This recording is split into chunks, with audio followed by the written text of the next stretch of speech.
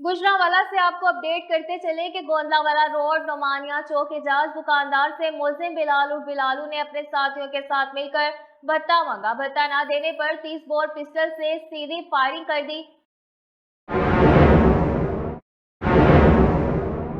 जी हाँ, आपको गुजरांवाला से अपडेट कर रहे हैं कि गोंदलावाला रोड नोमानिया चौक एजाज दुकानदार से मुलजिम बिलालू ने अपने साथियों के साथ मिलकर भत्ता मांगा। भत्ता न देने पर 30 बोर पिस्टल से सीधी फायरिंग कर दी, जो कि मौजूदा तौर पर दुकानदार बच गया। पुलिस ने मुकदमा तो दर्ज कर लिया। मुकदमा दर्ज होने के बावजूद मुलजिमान अभी तक गिरफ्तार नहीं किए गए।